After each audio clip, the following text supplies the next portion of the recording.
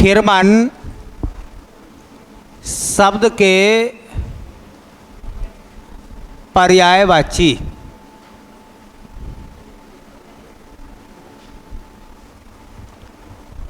किसको खिरमन कहा जाता है?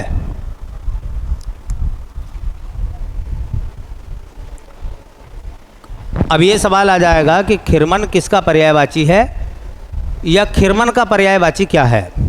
ठीक है, तो एक अच्छा पर्यायवाची बन जाएगा खिरमन। देखिए, खिरमन जो पर्यायवाची है वो है बेटा फसल का।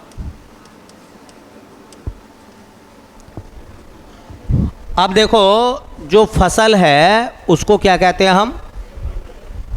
खिरमन कहते हैं। क्लियर होगी बात? या यूँ कहो कि फसल का पर्यायवाची क्या है या खिरमन का पर्यायवाची क्या है? फसल। अच्छा, फसल को जो है वो उपज भी कहते हैं। भाई फसल क्या है? उपज। तो खिरमन को आप उपज भी कह सकते हैं। अच्छा, उपज क्या है? पैदावार। तो खिरमन को आप पैदावार भी कह सकते हैं। अच्छा बताओ, ये जो फसल है या खिरमन है, ये कृषि उत्पाद है या नहीं है? कृषि से पैदा है या नहीं है? तो इसे हम क्या कहते हैं? इसे कहते हैं कृषि उत्पाद।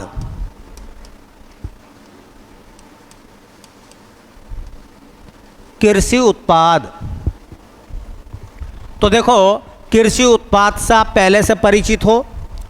पैदावार शब्द भी आपने पढ़ा है, उपज शब्द भी तुमने पढ़ा है। तो एक चीज़ याद ना रखो, फिर एक चीज़ याद ये रखो कि ये जो खिरमन है, बस इतना याद रखो कि खिरमन किसे कहते हैं। तो जो भी कृषि फसल होती हैं उन्हें क्या कहते हैं बेटा? हम खिरमन कहते हैं। बस इतना से याद रखो। मैं दो शब्द और बताऊंगा जो इम्पोर्टेंट हैं। आपने एक शब्द सुना होगा, एक शब्द आता है खंग।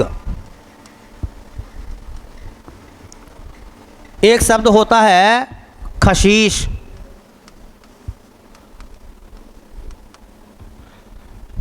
एक शब्द होता है आखू।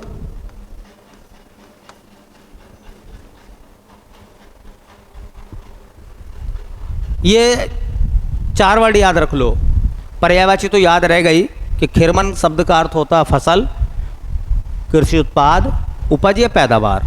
ठीक है, लेकिन एक शब्द तीन और याद रख लो। देखो, यह है खंग और एक होता खग। खग माने पक्षी और खंग मतलब तलवार। और अभी आपने बोला है कि भैया खग क्या होता है? खग माने पक्षी होता है, तो खंग माने तलवार है। एक नाम सुना होगा खशीश, है ना? बड़ा खसीस आदमी है ना? गांव में कहते हैं घिस्सू है, घिस्सू व्यक्ति। मतलब ये वही है जिसको आप कंजूस कहते हैं। तो खसीस क्या है? कंजूस या कृपण। इसे कृपण भी कहते हैं। आखू, आखू लिखा हुआ आँखू नहीं है, ये आखू। आखू, आखू जो है वो किसका पर्यायवाची है? तो आखू शब्द का अर्थ होता है चोर।